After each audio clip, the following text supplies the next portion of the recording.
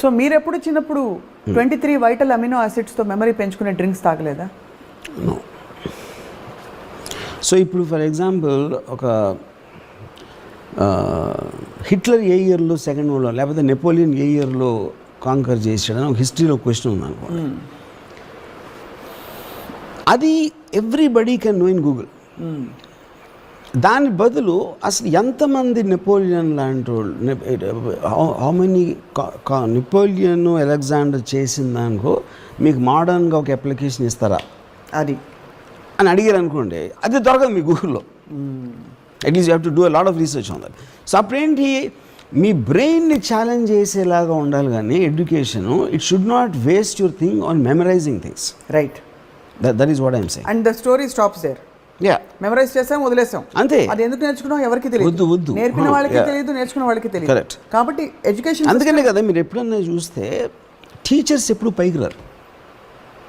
Teachers most unsuccessful people.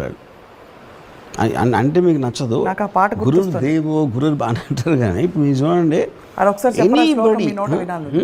గురు బ్రహ్మ గురు విష్ణు నాకు మొత్తం తెలియదు. గురు నమో దేవో వడవర్ ఇట్ ఇస్. సి కాదు, నా పాయింట్ ఏంటంటే ఫ్రంట్ బెంచర్స్ టీచర్స్ వీళ్ళిద్దరూ most unlikely to succeed in life. Unfortunate also అంటారు. ఐ డోంట్ థింక్ అన్ఫార్చునేట్, ఎందుకంటే the reason is that they are learning something and keeping and getting bog down. Author Schopenhauer ఏమన్నాడంటే, when you are climbing a ladder you should leave each step the moment you climb it. If you start collecting them while going up, the weight will crush you down and never let you get up. దాన్ని use చేసి వదిలేనండి. That's the whole point. You know టీచర్లు ఏం చేస్తారు, ఆ life అంతా ఆ చెప్పిందే నాలాంటి అదవులందరికీ చెప్పి టైం వేస్ట్ చేసుకుంటారు. ఆబ్వియస్లీ నేను ఇంటలేదు కాబట్టి నేను పైకి వస్తాను, వాళ్ళు చెప్తున్నారు కాబట్టి పైకి రారు. చదువుకోవడం శుద్ధ వేస్ట్, చదివించడం అంతగానే వేస్ట్. నేను ఆ పాట పాడదాం అనుకుంటున్నాను చూసి. నూటికో కోటికో ఒక్కరు, విన్నారా పాట? నో. ఎక్కడో ఎప్పుడో పుడతారు, అది మీరే మాస్టారు. థ్యాంక్స్. అది దానికన్నా అది చదువు రాని వాడవని దిగులు చెందకు ఎంత చదివినా, అది ఇప్పుడు అక్కడ ఎంత స్టూపిడ్ సాంగ్ అంటే అది. ఇప్పుడు ఫస్ట్ ఆఫ్ ఆల్ ఏమి చదివి చేప పిల్ల ఈదగలిగినారు, అది that is inherent nature of a creature. దానికి చదువుకి సంబంధం అండి. ఈ పాటలన్నీ ఏంటంటే మీ ఆర్గ్యుమెంట్ కి సపోర్టివ్ గా ఉంది కదా. కరెక్టే, అది వేరు. అది నడవటం I'm talking about the brain development, not about the ability. చేప ఎలా ఎగిరింది, పెట్టెల ఎగిరింది కాదు. But that contest is not right.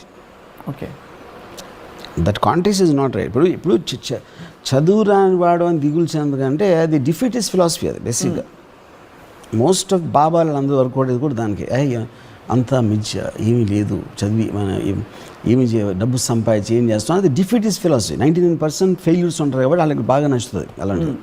Anyway, coming back to the topic. So ఇప్పుడు ఈ కాంటెక్స్లో everybody is getting challenged because everyone has access to information. So ఈ మధ్యన నేను ఒక చాలా ఎక్స్పర్ట్ కోవిడ్ డాక్టర్ ఒక ఆయన కలిసాను. ఆయన basically is a cardiologist. So మీ దానికి ఏంటండి అసలు బయాలజీకి ఏంటి సంబంధం అంటే, ఇప్పుడు కోవిడ్ కొత్తది కదని ఎవరికీ తెలీదు కాబట్టి మాకు వేరే కేసులను తగ్గిపోయింది కాబట్టి దీన్ని స్టడీ చేసినాను. ఇప్పుడు ఆ స్టడీ చేసినప్పుడు ఆయనకి దాంట్లో డిగ్రీ లేకపోవచ్చు, but is an expert because he's got the absorption power. So ఆయన మొత్తం కార్డియాలజీ చదివి అంత ప్రాక్టీస్ చేసి ఇన్ని సంవత్సరాలు ఇప్పుడు వచ్చిన కరెంట్ సిచ్యువేషన్లో if you went to study that he became an expert on this also. Yeah, చిన్నప్పుడు ఎప్పుడైనా ఏదైనా బట్టి పట్టారా మీరు? బట్టి పట్టారా? Yeah, in fact I was supposed to be one of the unimaginable memory guy in terms of batti battanlo, but na batti ela untundante I feel an emotional impact of that particular whatever, అందుకని నా మైండ్లో print అయిపోతుంది. Not because I'm by hearting word by word, ఒక sentence by sentence, లేకపోతే ఎందుకు మీకు impact చేసింది అని ఆలోచించినప్పుడు what you will get is it changed you, it gave you high, it gave you an emotional high. అంటే ఉదాహరణకి అలా మిమ్మల్ని మూవ్ చేసిన మూవ్ చేయాలి, అది పాయింట్. ఎప్పుడన్నా మీరు if you look back in your life, మీకు మెమరబుల్ థింగ్స్ ఏంటి, ఏదో ఒక ఎమోషనల్ ఇంపాక్ట్ కలిగి ఉంటుంది. ఒక వ్యక్తి మూలాన్ని కానీ, ఒక సంఘటన మూలాన్ని కానీ, అదొక ఫిల్మ్ అవ్వచ్చు, ఒక బుక్ అవ్వచ్చు, లేకపోతే మీరు కలిసిన వ్యక్తి, మీ రిలేషన్షిప్లో ఉన్న వ్యక్తి అవ్వచ్చు. వాళ్ళు చేసిన కొన్ని ఆస్పెక్ట్స్ మీకు గుర్తుండిపోతాయి. రైట్. ఎంటైర్ మెమరీలో మిగతా అంతా వైప్ అవుట్ అయిపోతుంది. You know which is why you will remember. Same thing happens for ఇప్పుడు నేను చెప్పిన బట్టి. But the ultimate outcome of గుర్తుండిపోవడం అండ్ దట్ ఎమోషన్ ఏమిటి? అప్లికబిలిటీ అంటారా? Finally applicability one is that. ఇప్పుడు ఇంకోటి ఏంటంటే సబ్నా, మనం ఏంటి, we are born with a blank mind. అవును. మనలో ఉన్న ప్రతి థాటు, ప్రతి ఫీలింగ్ ఎక్కడి నుంచో బయట నుంచి వచ్చింది. అవును. ఆ వచ్చినప్పుడు ఎలా వస్తుంది? అది బుక్స్, ఇందాక చెప్పినట్టు బుక్స్, పీపుల్, ఏదో వస్తుంది. కొన్ని ఎందుకు మిగిలిపోతాయి, మ్యాక్సిమం మీకు ఇంపాక్ట్ కలిగించింది. That becomes your personality. ఇప్పుడు సప్న నాకు ఇది బాగాలేదు, ఇప్పుడు సప్నాకి కర్ణాటిక్ మ్యూజిక్ ఇష్టం అనుకోండి. ఎందుకు మ్యూజిక్ ఇష్టం? మీరు మీ గ్రోయింగ్ ఇయర్స్లో ఎప్పుడో for some reason you experience that and you liked it and that became a part of your personality. అవును. నాకు వేరేది అవ్వచ్చు. అవును. అలాగే every person will have a different thing. So మన అందరికీ బాడీ ఫంక్షన్స్ సేమ్ ఉంటాయి. We are born more or less in a similar atmosphere, we are born everything. But why do we think so differently, why do you feel so differently? ఎందుకంటే మన influence చేసిన parameters ఏ ఉంటాయో అవి ఏ ఇద్దరు వ్యక్తులకి సేమ్ ఉండవు. అది ఆ తీసుకునే విధానంలో కూడా మీ ఐక్యూ లెవెల్, మీ అబ్జార్ప్షన్ పవరు, మీ కాన్సన్ట్రేషన్, ఇలాంటి వేరియబుల్స్ ఉంటాయి మళ్ళీ దాంట్లో కూడా. సో ఇవన్నీ కలిసిన తర్వాత finally, and that is also subject to change. Right. అది కాన్స్టెంట్గా ఉండదు. మీ కొత్త ఎక్స్పీరియన్స్ వస్తూ ఉంటాయి, కొత్త థింగ్స్ మీరు క్రియేట్ చేసిన అవ్వచ్చు, వేరే వాళ్ళు క్రియేట్ చేసిన అవ్వచ్చు, లేకపోతే నేచర్ క్రియేట్ చేసిన అవ్వచ్చు. ఇవన్నీ కూడా కంటిన్యూస్గా మారుస్తాం మీ మైండ్ని. Right. So 5 years back you are different person. Same Swapna అవ్వచ్చు, సేమ్ బాడీ అవ్వచ్చు, but the way you think 5 years back won't be the same. It has evolved over time. Not necessary evolve, it can change. And evolve అనేది వెనకనలేను, change అంటున్నాను. ఎందుకంటే devolve అనేది అవతల దృష్టి పెట్టి ఉంటుంది. That is subjective thing. అంటే అవతల చేంజ్. యా. ఇప్పుడు రాము అంతకుముందు మంచి సినిమాలు తీసేవాడు, ఇప్పుడేంటి ఇలా చేస్తున్నాడు అని. యా, అది ఎగ్జాక్ట్ ట్రూత్ ఏంటి అనేది నాకు పర్సనల్గా నాకు తెలుస్తుంది. కానీ ఆ ట్రూత్ వాళ్ళు చూడరు. ఇందాక చెప్పినట్టు everybody will think different. So అది ఎవాల్వ్ అయ్యాడా, డివాల్వ్ అయ్యాడా అనేది సబ్జెక్టు, చేంజ్ అనేది ఆబ్జెక్టివ్. ఇప్పుడు ఇక్కడ ఒక కీలక ప్రశ్న ఏంటంటే వర్మ గారు, మామూలుగా ఐఎమ్ కంటిన్యూయింగ్ టు లెర్న్ అనే ఒక పర్పస్ఫుల్ ఇంటరాక్షన్ విత్ లైఫ్ లేకపోతే చాలా మంది కుప్పకూలిపోతారు, నశించిపోతారు. లర్నింగ్కి నేను అగేన్స్ట్ మాట్లాడలేదు. I'm only saying knowledge based education is outdated అని చెప్తున్నాను. Right. Continuing learn is the most important thing. Continuing learn లేకపోతే you won't even experience life. Okay. Now let's examine a practical model. ఈ knowledge based education ఏ class నుంచి మొదలవుతుందని మీ అభిప్రాయం? Or rather మీకు right from the time you're conscious. I don't think it's about the class. ఇప్పుడు నాకు one of my earliest memories of me as a kid, నేను మా ఇంటి gate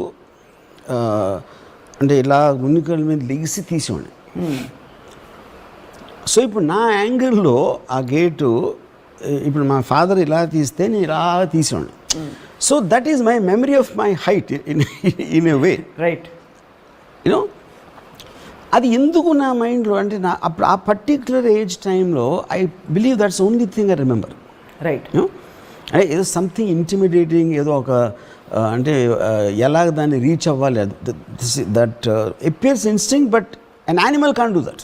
for example, unless it's train to an extent. కోతి also it cannot do it. అంటే with conscious ఇలా వచ్చి ఇలా చేసి అంటే ఒక రీజనింగ్ పవర్ ఉంటుంది. అవును, కరెక్ట్. కోతి చేసినప్పుడు ఏదో ఒక లక్లో చేసిన ఫీలింగ్ వస్తుంది.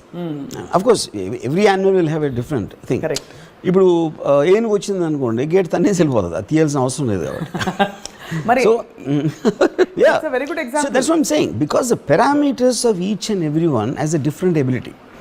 ఇప్పుడు ఒకటి అంటే philosopher is a person who doesn't cry over spilled milk but consoles himself that 80% of it is water. Right. పాలు పడిపోయినాయి అవి 80% వాటర్ కదా, కానీ అది ఎందుకు చేయాల్సి వస్తుంది? అతని దగ్గర డబ్బులు ఉండి ఇంకో మిల్క్ కొనంటే అది ఫిలాసఫీ చేసే అవసరం లేదు. Right. For example Superman doesn't need a philosophy, ఎందుకంటే తను ఏం చేసేయగలరు. Philosophy is a weapon of the incompetent, right. Weapon of the weak. Strong మ్యాన్కి ఫిలాసఫీ అవసరం లేదు. Argue for your own limitations for they are yours. Yeah so ఇప్పుడు దీంట్లో coming back to the ఇప్పుడు నేను ఎడ్యుకేటెడ్ అని నేను అనుకున్నాను అనుకోండి. I'm a very educated person. ఎలాగా? నాట్ అన్ ఇంజనీరింగ్ నేను 4 years చదివితే నాకు ఒక్క మొక్క గుర్తులేదు. I don't remember one single thing of what I did in civil engineering. మార్కులన్నీ కరెక్ట్గానే వచ్చాయా?